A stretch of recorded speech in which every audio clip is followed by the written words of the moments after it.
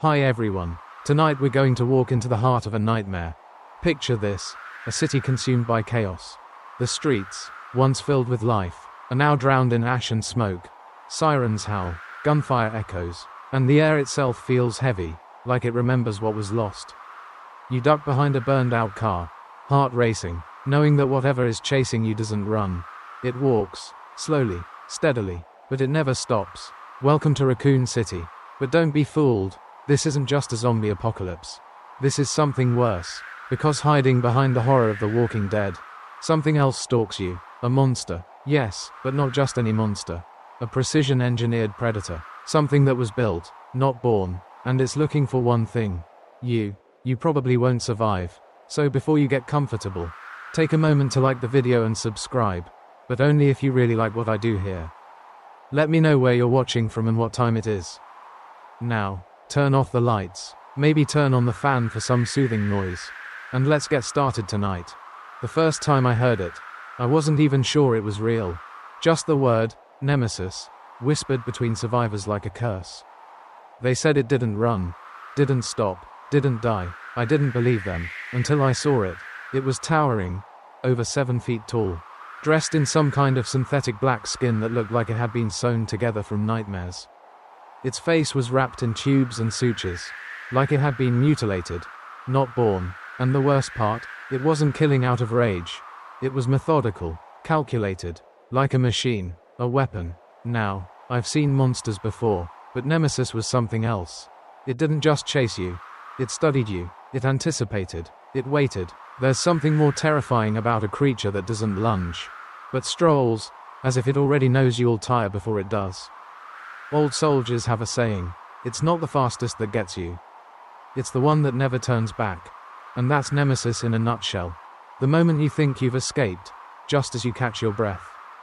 Reload your last round, patch your bleeding leg, that's when you hear it. That voice, low and guttural, a single word growled like a death sentence. STARS. And it doesn't matter how far you've run. It doesn't matter how many friends you've lost. Nemesis is still coming. And now it's personal. You know, people talk about fear like it's some kind of fire, hot, explosive, loud, but the fear Nemesis brings, it's cold, it's quiet, like the chill that crawls up your spine when you're being watched. That whisper of instinct that says, you're not alone, even when no one else is left alive. There's a joke I once heard, if you see Nemesis, congratulations, you made it far enough to be hunted. It's morbid, but it's true. Because Nemesis doesn't chase everyone. Just the threats. Just the ones who might stand in Umbrella's way. That's why it's so much more than a monster. It's a message. A reminder from the corporation that you don't get to fight back. That resistance has consequences. Sometimes I wonder, how many people did Nemesis kill before they realized they were being stalked? How many died thinking they were just unlucky, not realizing they'd been chosen? I think back to that night in the alley. The blood on the walls. The flames, the growl, and the silence that followed. I survived. I'm still not sure how. But I'll tell you this. You never really stop running from Nemesis. Even when it's gone. Because once you know something like that exists, something that was made to end you, that doesn't stop, doesn't sleep, doesn't care, you never feel safe again. Not really. I've had dreams, more like recurring nightmares, about where Nemesis came from. And in those dreams, it's not a lightning strike or a lab accident that creates the monster. No, it's a boardroom, a white coat, a handshake, because evil rarely begins with chaos. It begins with a plan. The story of Nemesis begins long before the word itself ever echoed down a dark hallway. It starts with Umbrella Corporation's Tyrant program, a twisted vision to manufacture the perfect bioweapon. Something with the brute force of a tank, the fearlessness of a predator, and the obedience of a machine. The early models were disasters. Strong, sure. Dangerous, absolutely. But smart, not even close. The T-001 prototype, for example, had the muscle to rip a car in half but struggled to walk through a door without smashing the walls around it. Not exactly stealth ops material. Still, Umbrella didn't give up. The T-002, T-103, one by one. They got closer, better, sharper, but there was always a trade-off. Power came at the cost of control. Their creations would rage when provoked, but could hardly distinguish a target from a tree. Kind of like giving a sledgehammer a brain, then being surprised when it starts smashing everything. Enter Europe. While Umbrella's US branch played Frankenstein with muscle-bound mutants, the European team had something more elegant in mind. What if you could take all that brute force and give it direction, strategy, even a purpose? That's how the Nemesis project was born. Instead of creating another brute, they focused on enhancing an existing tyrant, the T-103, with a parasite. Not just any parasite, a specially engineered organism called the NE-alpha type, designed to merge with a host's nervous system, override its will, and improve cognitive functions. Basically, parasite meets predator. A marriage made in nightmare. Of course, the early tests were a bloodbath. Most hosts rejected the parasite violently, exploding from the inside out. Like their own DNA was screaming. But then, with one particular T-103 model, it worked. The parasite didn't kill it. It evolved it. And that's how Nemesis T-type was born. If you ever want to understand how deeply messed up Umbrella really was, consider this. Nemesis wasn't designed to save lives or explore space or cure disease. It was created to hunt people. More specifically, a single unit, STARS. The Special Tactics and Rescue Service. One by one, you can almost imagine the meeting. We've got rogue agents causing trouble in Raccoon City. Why not send Nemesis? Good call. Let's test how well it handles human targets. And like that, the most terrifying creation in Umbrella's arsenal became a field experiment. Some weapons are fired. Nemesis was unleashed. There's something chilling about how deliberate it all was. Nemesis wasn't a side effect. It wasn't an outbreak. It was a calculated tool of suppression. And worse, it worked. Old scientists say the NE-alpha parasite was revolutionary, able to manipulate neural pathways, adapt to pain, even learn from combat. One Umbrella file said it plainly. Nemesis will not merely follow orders, it will complete objectives. And let's talk about that parasite for a moment. It's basically a second brain. It sits inside Nemesis's skull, feeding off the host, controlling motor functions, stimulating growth when needed, even causing mutations under stress. Like an internal coach yelling, "More rage, more muscle." When I first read that, I joked, so it's like caffeine, but evil. But the reality is darker. Imagine a creature that doesn't just feel anger. It's programmed to optimize it. You know that old saying, don't fight fire with fire? Umbrella fought fire with hellfire, then gave it a rocket launcher. And here's the academic debate that still haunts researchers. Was Nemesis truly intelligent? Or just an extremely efficient mimic of intelligence? Some argue that the parasite gave it sentience, a sense of self, even choice. Others say no, it was just executing code. But I've looked into its eyes. I've heard the deliberate stomp of its boots through shattered glass. And I've felt the weight of its choices. You don't hesitate like that unless something in you is aware. The most disturbing part, Nemesis wasn't the last of its kind.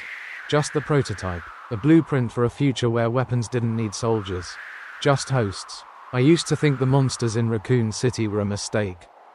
But Nemesis was intentional. There's something especially wrong about the idea that intelligence could make a monster more terrifying, not less. But that's exactly what happened with Nemesis. See, a regular tyrant like the T-103. It's dangerous, sure, but at the end of the day, it's still a blunt instrument. It'll chase what it sees, smash what's in its way, and maybe lose track of you if you hide well enough. Nemesis, on the other hand, is the nightmare that waits outside your hiding spot, because it knows you'll have to leave eventually. When the NE-alpha parasite bonded successfully with the T-103 host, it didn't just boost the tyrant's instincts, it rewired them. Suddenly, you had a creature that could calculate ambush angles, evaluate risk versus reward, and select weapons suited for different terrain. And yes, you heard that right, select weapons. Nemesis isn't just a freak of nature with a punch that could break brick. It's also smart enough to pick up a flamethrower and know exactly when to use it. I remember the first time I saw footage of Nemesis in pursuit. It wasn't sprinting, wasn't growling, it was walking. Deliberate, confident. It didn't need to hurry, because you were the one running out of time. It had already predicted where you were going. It had probably mapped the city. It didn't care if you turned left or right, because it was already waiting at both exits. And here's the kicker. It didn't chase you because you were a threat. It chased you because it had been told to. Let's take a moment to appreciate the psychological genius of its programming. The NE Alpha parasite didn't just give Nemesis better reflexes, it filtered its target recognition to an almost absurdly specific level. Its entire existence was narrowed to one obsessive focus: hunting members of STARS. Just imagine, you're a highly trained soldier, backed into a corner, barely surviving wave after wave of infected. And then, this thing appears. And it knows your name. Not literally, but it knows you. Your face, your gear, your history. And all it says is STARS. That single word, it's not just creepy. It's haunting. Because it's the only thing Nemesis can say. And it's the only thing it needs to say. It's a command, a mission, a death sentence. And if you're wondering, yes, there have been theories that the parasite developed its obsession, that it wasn't just programmed with names and files but had begun to form its own vendetta. But personally, I don't think that makes it any less terrifying. It makes it worse, because it blurs the line between machine and monster. There's this moment, half a second in one of the old gameplay cutscenes, where Nemesis stops. Just stops, and tilts its head. Why would something that's just a weapon hesitate? That's not mechanical, that's awareness. Old lab reports hinted that some Umbrella researchers were deeply uncomfortable with the NE Alpha's adaptability. One even wrote, "The parasite's learning curve exceeds our projections. It may eventually resist orders." Imagine creating something so powerful, and then realizing it might start to ignore you. And that's what gets under my skin the most. Because Nemesis isn't just a bioweapon, it's a test run. A trial balloon for an even darker future where creatures don't just follow orders, they choose their own. And it worked. Nemesis proved the theory. Proved you could create a creature that didn't just outfight its enemies but outthought them too. So now, every time I walk into a dark alley, every time I hear something heavy echoing down a hallway, I think, is this how it starts again? Will the next Nemesis remember? Will it know I survived? Will it care I used to think brute strength was the scariest thing in a monster? You know, something massive that could crush a car or tear through steel with its bare hands. But Nemesis taught me otherwise. It's not the size, it's the escalation. Because Nemesis doesn't just start strong, it gets stronger. It evolves. Let me explain. You've probably heard of video game bosses with phases. First they punch, then they grow wings, then they explode into some nightmare second form. Nemesis is exactly that, except it's canon. Every time you wound it, it adapts, it mutates, it gets worse. When we first encounter Nemesis, it's already terrifying. A 7-foot-tall juggernaut in a synthetic trench coat, wielding a flamethrower, speaking one word like a death bell, STARS. But hurt it enough, and it doesn't die, it transforms. I remember standing in the ruined remains of a subway station, thinking I'd finally bought myself some breathing room. Then that breathing room screamed. Nemesis shed its humanoid posture and dropped to all fours. Suddenly it wasn't just walking toward me, it was bounding. Like some grotesque beast from a prehistoric hell. Longer limbs, exposed muscle, spine arched like a jaguar ready to pounce. Stage 2. This version wasn't just faster. It was more agile, more animalistic. It climbed walls. It leapt over buildings. It bled rage and intelligence in equal measure. Now here's where things get creepy. In this form, Nemesis no longer needed weapons. It was the weapon. Tentacles, claws, bone spikes. It used its own body like a war machine. Like Umbrella had designed it not just to hunt, but to terrorize. And that external heart, gone, reabsorbed, replaced. You could feel the thing pulsing through its new form, feeding raw power into its limbs. This is the moment I realized. Nemesis isn't just fighting you. It's fighting you at your best. And it still doesn't care. Because by phase 3, oh, you're in hell. You know how body horror in movies always gets to people. That moment when something human turns just unrecognizable enough to make your skin crawl. Phase 3 Nemesis is that. It's no longer even pretending to be human. Its chest blossoms open like a fungal bloom of muscle and sinew. The head stretches, morphs, splits, resembling less of a skull and more of a gaping mass of teeth and cartilage. Tentacles sprawl across the floor like roots from a corrupted tree. And it's raw, oh god. That raw, it shakes the air like thunder trapped in a metal cage. You don't fight this version of Nemesis. You survive it. It doesn't chase anymore. It smashes, crashes, consumes, like a living avalanche of meat and fury. But here's the thing about evolution, it's not just growth. It's adaptation. And Nemesis doesn't just evolve into something scarier. It evolves into something smarter. Even in this final form, it tries to corner you, herd you, predict your actions. This isn't a berserker, this is a tactician. One who's learned from every blow, every explosion, every failed ambush. It doesn't roar randomly. It roars to flush you out, to disorient, to strike. I remember an old survival guide that said, the most dangerous predator is the one that learns from its prey. That's Nemesis. Oh, and let's not forget one last horror, its infectivity. Because Nemesis doesn't just kill, it replicates. The tentacles it grows, they're not just for stabbing. They can infect, delivering parasitic organisms that burrow into other zombies, turning them into enhanced hunters.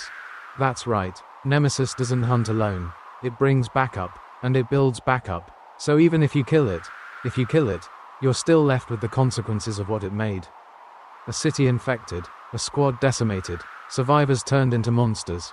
By the end of its transformation, Nemesis has left behind nothing but ruin. But it was never about destruction. Really, not at first. It was about control. And the horror in that is deeper than teeth and tentacles.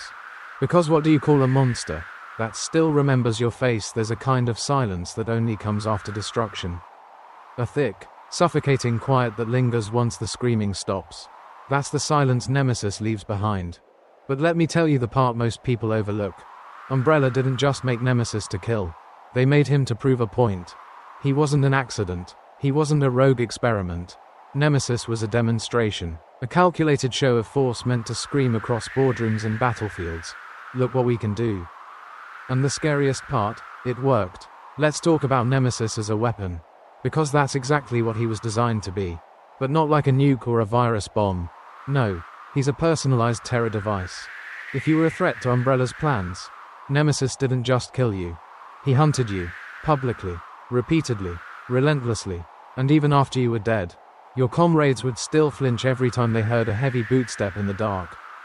That's psychological warfare at its most elegant. Umbrella knew that fear spreads faster than infection, and so they made a monster that didn't just infect bodies, it infected minds. Let's talk structure. The Nemesis T-Type's design is an absolute marvel of biological and mechanical engineering. Beneath that tattered black coat is a body brimming with genetic enhancements.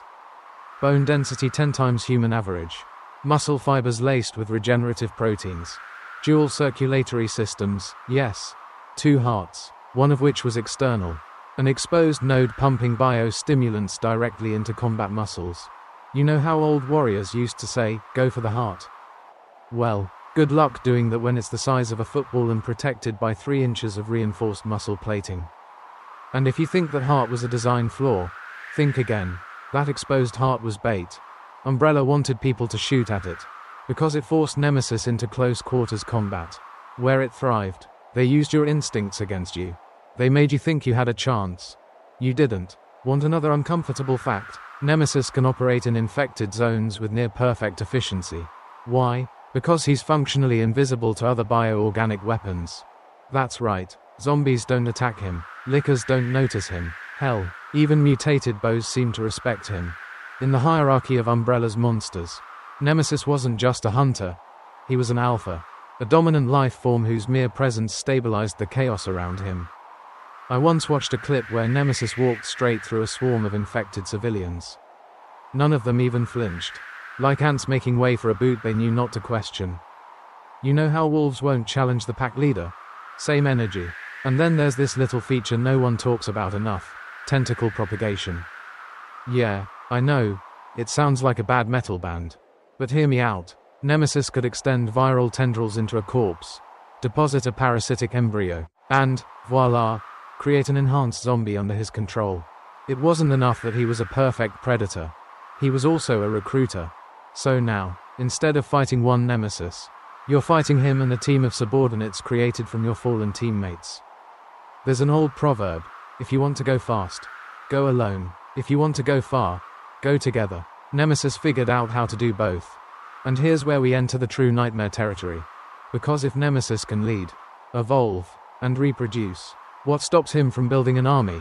Not of mindless zombies, but of Nemesis. Let that sink in. You kill him, and he leaves behind the next version. You survive him, and he becomes the blueprint for something worse. Umbrella didn't just unleash a monster. They launched a franchise of fear. And the worst part? They probably thought they were being practical. There's something oddly surgical about Umbrella's monstrosities. They're terrifying, yes, but not wild. Not chaotic. They're engineered, built, designed for specific outcomes. Nemesis, he was the scalpel. But let's talk about what happens when the scalpel evolves into a warhead. You see, Nemesis isn't just a solo act. As his body mutates, so does his tactical application. He starts as a controlled assassin, a one-target predator, and then, like a disease adapting to antibiotics, he reshapes himself until he becomes a siege engine. Let's walk through his evolution. Stage 1 Nemesis, that's the hitman, the professional. He kicks down doors, delivers one-liners, and brings a rocket launcher to a fistfight. He's precise, calculating, surgical. Stage 2, the beast. No more coat, no more humanoid stride. He's hunched, quadrupedal, claws digging into pavement. He doesn't just kill you, he hunts you like prey. He enjoys it. Stage 3, that's the apocalypse. An amorphous slab of bone and sinew and rage. Tentacles out of nightmares. A creature that's less a person and more a catastrophic event with a pulse. In that final form, Nemesis becomes something Umbrella likely didn't even anticipate. Not a hunter, not a prototype, but a legend. And legends, they outlive their creators. Now, let's address something very few people realize. Nemesis is conscious. Not in the same way you or I are. But that parasite in his head, it isn't dumb, it's aware, it learns, it remembers. This isn't conjecture. In one case, Nemesis visibly hesitates before attacking, something no tyrant had ever done. It suggests recognition, possibly strategy. One theory floating around the fanbase, and, frankly, I'm inclined to agree, is that Nemesis didn't just execute orders, he began to enjoy the hunt. You know what happens when a weapon starts liking its job? It stops asking for permission. There's a story I read from an Umbrella leak, could be fake, could be real. In it, a researcher claims that Nemesis responded differently when observing survivors who showed no fear. That it acted more erratically, more violent. Now think about that for a second. If fear calms him, then confidence provokes him. That's a level of emotional reactivity no bow should have. You want to know what truly scares me? That in some long-forgotten lab, deep underground, another Nemesis is sitting in cryostasis, awake, learning, waiting, and not waiting for orders. Waiting for revenge. Let's not forget, the original Nemesis was eventually defeated. But not easily. It took high-tech weapons, plot armor, and an absurd amount of ammunition to finally bring him down. And even in his last moments, he kept coming.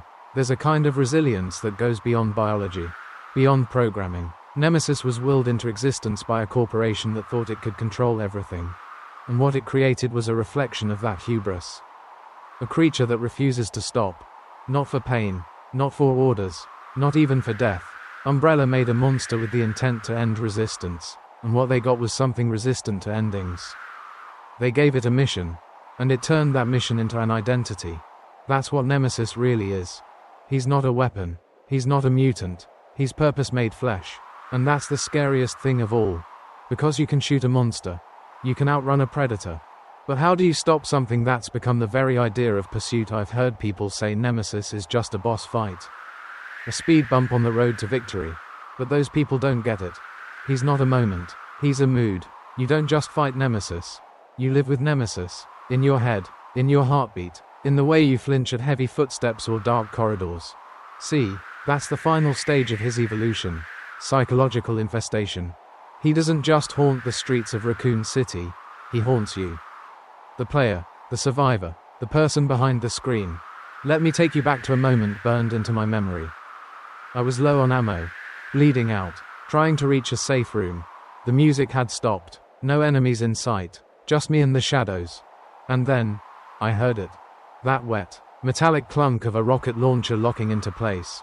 That deep growl, STARS. I didn't scream, I just froze. Nemesis doesn't jump scare you. He suffocates you. He makes every hallway a gamble, every second a countdown. He is dread incarnate. And that, my friends, is no accident. Umbrella didn't just build him for war, they built him for dominance. mental dominance, to break you before the claws ever reach your skin. Let's be honest, most Resident Evil monsters have a formula. Lickers, stay quiet. Zombies, keep your distance. Tyrants, run like hell. But Nemesis, there is no cheat code. No single behavior to rely on. You never know what version you're facing, what weapon he'll bring, what mutation he's embraced. That unpredictability, it's part of his arsenal. And here's where things get really uncomfortable. Nemesis represents corporate control at its purest. Not just in his origin, but in his design philosophy. Think about it. Umbrella made something with just enough intelligence to follow orders, just enough rage to keep going, and just enough fear factor to paralyze entire squads. It's like if a PR team got together with a genetics lab and said, "Hey, how do we make trauma into a brand?" Nemesis was the answer. And you know what makes branding effective? Recognition. Every time you hear STARS, every time you see that deformed grin, every time he punches through a wall like drywall in Destiny, you remember, even when the game is over, even when you uninstall it, he stays.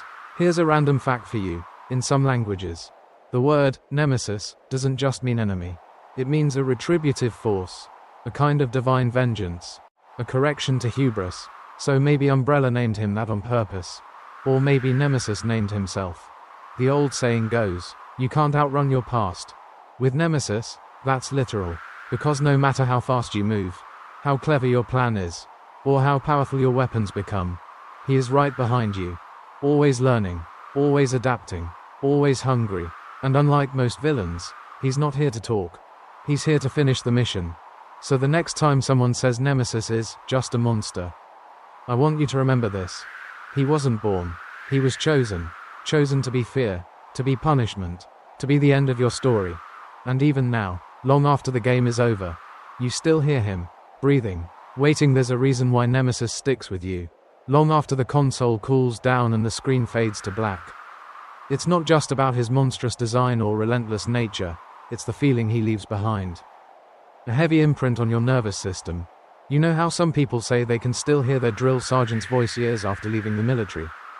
That's Nemesis. You might leave the game, but he doesn't leave you. And I think that's where the genius of his existence lies. He's not designed to be beaten. He's designed to be survived.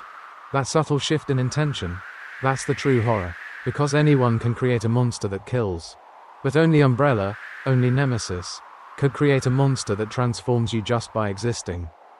You start out confident, full of ammo, healing items, and smart plans. But by the time he's chased you down alleys, cornered you in a burning building, and tanked 3 rockets without flinching, you don't feel like a hero anymore. You feel like prey, and that's what makes him different. Most monsters in fiction are metaphors. Zombies represent consumerism, vampires, lust and disease, werewolves, the duality of man. But Nemesis represents pressure. The pressure of being hunted. The pressure of being outmatched. The pressure of running out of time. He's not just part of the environment. He is the environment. A living, breathing storm system that follows you through every decision. And in a world where most threats come at you once, Nemesis keeps coming back. Stronger, smarter, angrier. It's almost poetic. You keep fighting him, thinking the next bullet will be the last. That this time, you've finally done it. That this time, it's over. But it never is. Because Nemesis doesn't understand over. He only understands continue.